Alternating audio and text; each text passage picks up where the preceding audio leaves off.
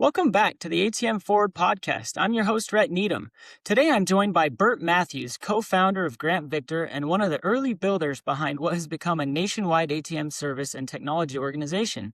Burt has spent more than 25 years in the ATM industry and has seen it evolve from dial-up machines and manual service to today's connected, automated fleets. Burt has stepped away from the day-to-day of the business and continues as owner and board member. Burt, thanks for joining us today. How are you? I'm doing great, Rhett. Thanks for having me. I'm really excited to be with you today. Love it. I'm a little nervous. I feel like I'm interviewing the ATM industry godfather here, so. Well, I don't know about that, but I was thinking today that you've been with NextATM longer than anybody. Is that right? Probably NextATM, yeah, because Melanie's been here longer and a couple other people, but they've been in other SBUs, so. It's over 15 years, I think, isn't it? Or 16, yeah, I'm going on 16 years this year. 16 years, wow. Yeah, with NextATM. Well, you are definitely the face of the company. Well, thank you. I appreciate that. Yeah. Well, before what we call now a Grant Victor family of companies was built, it was just two brothers with an idea. So if you don't mind, starting from the beginning, how did you guys even have the idea of getting into the industry? You know, Rhett, I think as I look back, it was really more of a mistake, but we're very grateful for this mistake. At the time, I was working at American Express and I was a senior financial manager, had a great job, and I was 30 years old, so still pretty young. My brother Tim worked for Arthur Andersen as a CPA, and though we loved our jobs, we felt like we needed to change. And one night we were up late talking about what we could do, and we decided that I would quit my job and we would open a Chevron gas station. Lo and behold, about a year later, we opened our first Chevron gas station in a place called Murray, Utah. And after opening up, we had several customers coming in asking for an ATM machine. And so we would direct them to the nearest 7-Eleven or to a bank. And finally, after a little while, we contacted our bank and we asked them if they would place an ATM machine in our store. And after several months of back and forth, they finally gave us the best rejection I've ever had.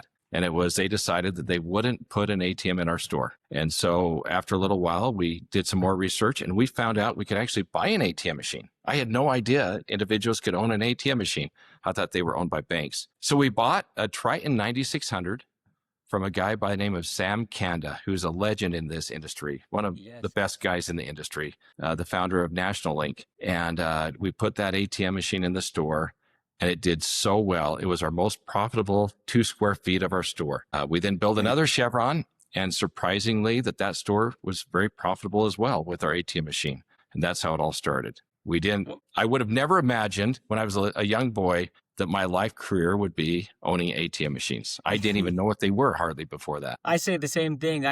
When they say, what do you do for a living? I try and tell them ATMs because no one thinks of that. They always just think of the banks. They don't think of a retail machine or someone owning it like you did. So it's crazy. Right. And that was 25 years ago before the industry really was what it is now. What was it like back then? There wasn't NextATMs or places like that to just go buy parts from. So how'd you navigate that? That's right. It was very different. Most of the ATMs out at the time were Triton 9500s, they were Tidals, they were old Diebold's, and they were really the pioneers of the industry back then. Not too long prior to when we bought our machines, the ATMs had to be owned by banks, but the government changed the laws to allow independent operators like ourselves to own and operate ATM machines. But there was not, like you mentioned, there was not one place to go and buy everything you needed to run your ATM machine. There really wasn't an industry yet. I mean, there it was really still wasn't. kind of new. Yeah, that's a good way to put it. There really wasn't an industry. There would be people that go out and sell an ATM machine on a lease to a convenience store. And they made their money usually on a one-time deal. They'd sell a lease for an ATM for maybe $15,000 or $20,000, and they'd walk away with $5,000 or $10,000 in their pocket because they sold a very lucrative lease that then the convenience store owner would load the ATM and they were really trying to just get these one-time deals. That's the way it was when we first got into it. That's crazy. So how did it go from owning 2 convenience stores and having 2 machines to, wow, let's pivot and let's just start a whole new business and we're going to get into the ATMs now and get out of the convenience store space? How long did that take and how did you make that decision with Tim? Yeah, we were so fortunate. About this time, after we opened up our second location, our second Chevron location, we had a competitor in our industry, Conoco, approached us and they wanted to buy our 2 stores, and they gave us an offer that we couldn't refuse. And so we thought, well, maybe we can make something out of an ATM business. And we really didn't know what would happen and what the opportunity was, but we started approaching other friends that we knew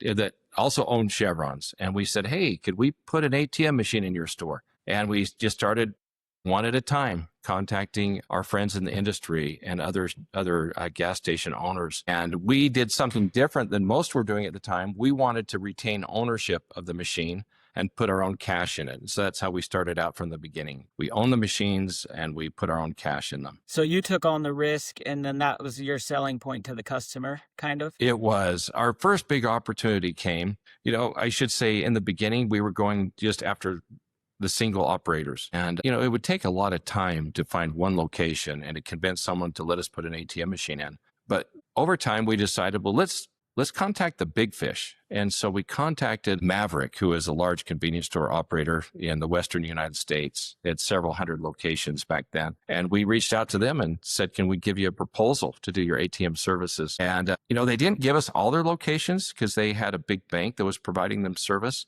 But they said, we'll give you our most difficult locations that the bank wants to pull out of. And they were very rural. They're all over the place in Utah, Idaho, Wyoming, Arizona, but in the most difficult, faraway locations. But that was our first break. We picked up 60 locations just like that, and we were able to roll them out. And that's really when we felt like we had a business. So when you got that Maverick contract is when it went from just a small side gig, maybe we'll start this, to this is a really big business, we got to figure it out now, kind of thing. Exactly. Yeah, we really didn't know if we had a business plan. But once we got the Maverick deal, in fact, at that time, we recognized that we needed to buy a lot of ATM machines, and we needed signs for the windows, and we needed decals to put out on the doors. And there wasn't a good place to buy all that. And so that's when we found that there was an opportunity, and we started a company called ATMequipment.com. And that's where you first started, isn't it? That is Rhet, where I started, yes. ATMequipment.com. And then over time, we realized that the .com was more of something of the past. And so we changed the name to be NextATM, but nothing changed about the business, just the name to be more reflective of what we wanted it to be about, being really on top of technology and being out there to support our customers with whatever they're looking to do in that industry. Yeah. So it really seems like all the kind of the other businesses that were started came because you found that there wasn't a solution for you. I mean, so NextATM or ATMequipment.com got started because you couldn't find the things you needed. And then didn't OpsConnect get started kind of the same way? Exactly the same way. I was running NextATM at the time. We also had our sister company, eGlobal, that operated ATM machines. And we had customers that would reach out to us and say, I have a contract to do an ATM machine at a fair or a balloon festival, but I have power, but I don't have phone lines. And we did some research, and I'm so grateful for these customers that were so persistent because, we didn't know what to do. But as we had a number of customers over and over ask us for this, we finally decided, let's see what we can figure out. And that's when we worked with some manufacturers and cellular providers and came up with a company and the product for OpConnect. So we just saw opportunities along the way that have been really fun. It's awesome.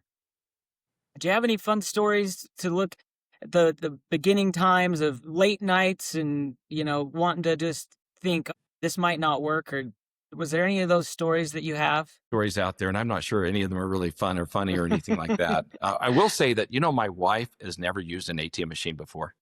No way. Rhet, I know your wife, Ashley. Has she ever used an ATM machine? I'm pretty sure she has. Yeah, I know she's used it. Maybe not all the time, but yeah, she's used one. Yeah. Your wife's never used one. My wife has never used one. Maybe it's because I'm the one that comes home with the cash and gives it to her. Yeah, that's what I was going to say. One story that comes to mind is in the early days, we did our own routes. And so my brother Tim would do one route of several ATMs, and I would take on another route. When I say a route, it was loading cash to the machines. We would each go to a local bank in our community, and we would walk out of the bank with a box, about 2 feet by maybe 3 feet by 3 feet. I don't even think it's that big. Maybe 2.5 feet by 2.5 feet, with somewhere between $500,000 and $1 million in $20 bills. We would walk out. We didn't carry a gun, anything. They didn't escort us. We would just literally walk out of the bank like we were just a regular customer. We would put the box in the back of our Toyota Camry. We both had white Toyota Camrys. And that's where we'd put the $1 million in. And we would go and I would take that $1 million, go up to northern Utah, Idaho, Wyoming, and load from one ATM to another as I put cash in those machines. And we were so fortunate looking back that nothing ever happened. But yeah, I mean, the industry's definitely changed. There's people looking out for people like you now, but it's just crazy what you were able to get away with back then, 25 years ago. Yeah, that's for sure. Well, you've been in the industry for about 25 years. What have you seen from when you started till now? What do you think's changed the most? Well, one thing that's changed a lot is communication. In the early days, we would get a contract to put an ATM machine at a convenience store or at a hotel or whatever it might be. And we would, after we got the contract, we would have to call the phone company, and we'd have to ask the phone company to activate a line. And then we'd have to have a phone line run from the phone panel in the back of the store up to the front where the ATM machine was. And there was a lot of coordination that would happen with that. And it would take a couple of weeks normally and cost a couple $100. The phone line would be $50 to $60 a month. And so the real change in that process has come with telecommunications being cellular based. And basically all ATM machines now, if you look at them, they'll have a couple antennas on the back of them. And that represents that there's a little cell phone device inside, and that's how they communicate. But that definitely is one of the big changes. The other change operationally, as I look back, was before we would go to do a route to load machines, we would log onto our computer to a company by the name of MapQuest. It was a website. Yeah. And we would print a map to tell us where to go to each location. And there was such a manual process. And I think of the incredible blessing it is now to have a phone with maps that you can just put in an address. You start typing the address and it automatically fills it in, and you say go, and it takes you the fastest way. And it even takes into account traffic and everything like that. It's just amazing. It is amazing. That was before, and now they get updates if a machine's down, if there's a bill jam, anything on their phones. It's so much easier. Of course. Yeah. So that's so true. When we bought our first ATM machine, I didn't even have a cell phone at that time. That's crazy. And that's changed so much in, I don't know, it's probably 27, 28 years ago that we bought the first one. So I didn't even think about that. That's a good point. I didn't think about the phone line until you mentioned it. But when I first started 16 years ago, internet just was kind of starting to get popular on ATMs, but most of the machines were run by phone line. And that's when OptConnect was kind of coming and wireless was getting there. And people were getting off the phone lining in wireless because it was cheaper. That's right. And people were just getting the wireless box just because it was cheaper than the phone line, not because they needed it to be wireless. It was a better opportunity for them. So it's crazy. I didn't even think of that, but it's changed a lot. A lot's changed over the years. You're right. Thanks for listening to the ATM Forward podcast. Quick break here. We wanted to give our listeners something back, so we put together an exclusive code just for you. Head over to NextATM.com and use code POD10 at checkout for 10% off your next parts order. The code is good through April 24th. Now let's get back to the episode. So looking forward, we kind of went past, present, forward. What do you feel like the future that the industry looks like heading in the next 5 years? The future of the industry is so bright. I hear often that cash is going away and all that, but here's what I see the future being. The future being not just a cash dispensing machine, but a financial kiosk where someone can go up to the machine. They can certainly dispense cash like they always have done in the past, but they can also make deposits to any bank or credit union at that machine. They can top up their Venmo or their Cash App. So they can add funds to Venmo and Cash App, but they can also take cash out of Venmo and Cash App. They can break bills. So if they go in with a $100 bill, they can break those bills to whatever denomination they want. And if they have cash and they need a credit card, they can put cash in and it'll pop out a prepaid credit card. It really becomes that financial kiosk that does anything you need it to do financially. It can pay your bills on there, whether it's your utility bills or whatever. Now, the benefit is substantially increased revenue. The challenge is these machines are more expensive. Yeah. They have their recyclers. They have 4 cassettes, at least 3, if not 4. They're more expensive. And so what this is going to do a little bit is really, in my opinion, it will create more opportunity, refresh the space with newer machines, newer technology, and give more credibility to the industry as well. Yeah, it's a good direction to be going, but it's a lot different because these machines are going to have cores in them, which require monthly maintenance and software, and it's kind of a whole different ball game. It is a little bit different, but it's just like when you got into the industry, it's totally different than it was 25 years ago, and we've got to continue on that path. Yeah, there will be a lot of challenges and learnings along the way, no question.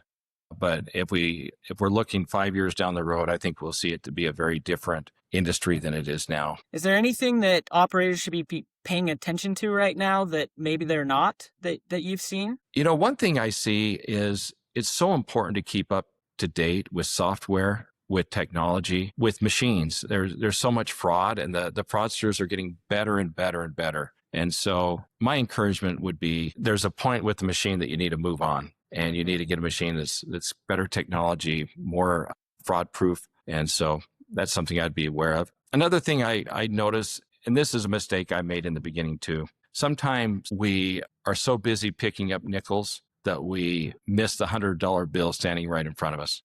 And one thing that we were doing early on when my brother Tim and I were running the business is we were trying to do everything ourselves. We were trying to load the machines. We were trying to repair them when they would go down. We were installing our own machines. And there's something good from that to learn the industry, but the only way you're going to grow your business and be really successful is by looking for the bigger opportunities and having systems and processes in place that you can hire and have good employees that can help you so much more grow the business to be much bigger than you ever imagined it could be. Take that risk on the help and the good help, and it will grow. Because you can't do it on your own. Exactly right. Yeah. I was going to ask you if you had a few lessons for people to share, but it sounds like that's a lesson right there. So yeah, that's the biggest lesson I can think of as I look back. It took us a while to really appreciate that, but once we were able to let out the reins a little bit, we saw so much more success and growth. But so important to that is having systems and processes and software in place. But it's not easy to do. But once you have that in place, you're ready to expand and grow. Well, a couple more questions on the business side here. If I was to get in the ATM business today, what would you say you tell somebody to focus on, and what mistakes did you make in the beginning that you would tell them to not make? Yeah, I'd focus on the customer. When my brother and I opened our first Chevron, we had a mentor that gave us a gift. It's a gift that was a book, and it's called Raving Fans. And you've read that, haven't you, Rhet? I love it. Yeah, I love it. And it helped me to be able to think differently about how I operate, how I serve customers than I had before. And I think that the customer truly is, without the customer, we're nothing. And we need to not only satisfy the customer, but make the customer never want to go anywhere else. That they know that this is a two-way street, that we're here to help them as much as they're here to help us. And so that's such an important aspect that I learned. I learned that from you 16 years ago. When people ask what I do, I try not to say I'm a salesman, because I don't picture myself as a salesman. I just try and do what the customer asks me to do. And that's what you taught me from the very beginning. I read the Raving Fans book, but man, it goes a long way just to build trust and do what you say you're going to do. And I think it's amazing. Every employee still reads that book. Yeah. Oh yeah. It's an onboarding process. Yeah. This goes back over 25 years, and it's an older book, but it still is impactful, even though it was written so long ago. Well, we kind of talked about the Grant Victor as a whole. Looking back, what are you most proud of? What are the accomplishments that you're most proud of? No, that's a really good question. It has been so fun to see the company grow and the impact it's had, not only on my life, my family's life, but on so many other lives, and just the relationships that I've gained over the years because of that. Many of the relationships are with employees and coworkers, but also competitors. One of my favorite aspects of this business is we have been friendly competitors to so many over the years. We've become good friends with our competitors, and I realize that that's the way we should all do business. We shouldn't be running a business that if we can only win if we're putting someone else out of business. But we can truly grow together. We can be friendly. We can each be opportunistic and find opportunities and try and be better in how we serve our customers. But we can also be friends and be respectful. There's enough business for everyone to go around. Yeah, there surely is. Last I heard, there were about 250,000 retail ATMs and a couple 100,000 bank ATMs. There's a lot of business out there to be had for sure. All right, we'll wrap this up with some quick, fun questions. What was the first job you ever had? The first job I ever had was at Mitchell's Nursery, and it was selling trees and plants when I was 15 years old. Was that in Kaysville? It was, yeah. All right. Kaysville, Utah. Best business advice you've ever received? I'd have to go back on that Raving Fans book. Okay. It really was. That was when we opened our first Chevron gas station, and it was a gift, but reading it was great advice. Favorite place to travel? Well, that's a great question. Depends on the time of year. If it's, we live in Utah, right, Rhett? And Yeah. we have cold winters and hot summers, kind of the extremes on both sides. So in the winter, there's a point I really want to go someplace warm. So I love Hawaii or Mexico. In the summer, I like to go to the mountains. And we have a lake here, or a reservoir called Flaming Gorge. I love to go to Flaming Gorge. It's up in the mountains, and I love the water sports, wakeboarding and that. It's so fun to get up there as a family and fish and that. So those are probably my two favorite places. That's awesome. I think I'd have to say the same thing. I'd agree with you there. All right. Favorite road trip snack? Let's see. Trail mix. Trail mix. Definitely trail mix. Yeah. I like the salty sweetness of the M&Ms and the raisins and the nuts. Yeah. Yeah. All right. One last one, Burt. If you had to listen to one band the rest of your life, who would it be? I'm really liking Zach Bryan right now. Ooh. Do you know who that is? Love him. Yeah. Yeah. He's great. just, just easy listening. You can drive and it feels good. Yeah. I went to his concert a while ago. My wife and I did, and it was a great concert. Really? You did? I actually really got into him one trip when we were in Africa. I listened to his CD over and over and over again, and that's how I got into that's the thing about Zach Bryan. You can just listen to it over and over again. Yeah. It is. Well, Burt, I really appreciate you coming on and sharing your perspective. It's great. I'm sure everyone's going to be happy to hear from you. And we really appreciate what you've done for Grant Victor and the industry as a whole. Thank you, Rhett. I've really enjoyed it. Thanks for having me on. Have a good one. Okay, thanks. We'll see you.